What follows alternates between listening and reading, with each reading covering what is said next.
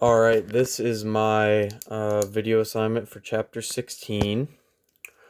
So the first question is it wants us to basically write the balanced equation of the metabolism of glucose in a small bird that has the mass of 30 grams, and that'll come up later. But the balanced equation is easy. We actually did it in number 1 of the written homework.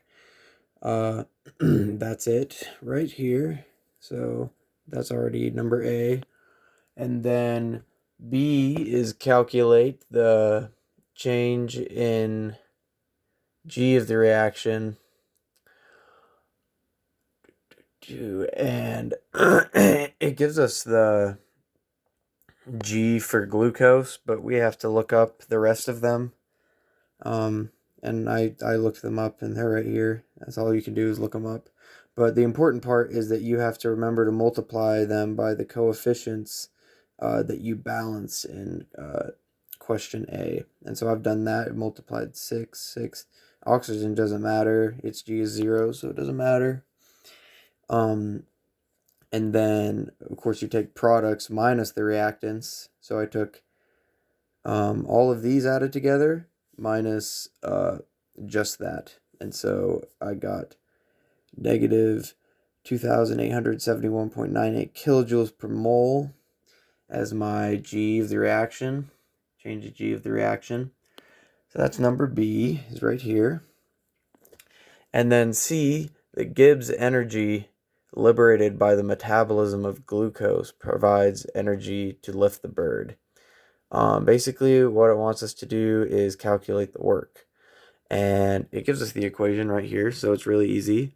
Bird mass in kilograms times the acceleration of gravity times the height, basically the distance. I have that right here. We actually have to make a conversion because it does want the mass in kilograms. We're given it in grams, so 30 grams is 0.03 kilograms. And plugging that into our work equation, 0.03 kilograms times the acceleration of gravity times 10 meters equals 2.943, and that's joules. That's going to be in joules. That is number C. That's basically the work. And then number D, using your answer from number B, which was our change in G of the reaction, determine how many moles of glucose are needed to complete the action in C, given that the metabolism provides the energy per mole as given in B. So basically, it just wants us to figure out how many moles of glucose do we need to respirate in order to output the work for the bird to fly that far. And so we already know the amount of joules we need for that distance for that bird to fly. And then we know how much in kilojoules 1 mole of glucose will put out. So basically, we're going to convert the joules from our work into kilojoules. And this is actually kind of like when you're trying to find, let's say, how many moles of something you have.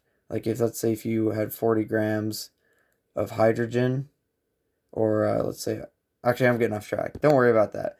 But it's similar to other stuff we've been doing. All you're going to do is take the amount of kilojoules that you need to happen and then divide it by the output per mole of glucose, and that'll give you the number of moles of glucose that would burn to make that amount of energy. Sorry if I said that kind of confusingly, but that is my answer for number D. And I guess that's all of my video homework.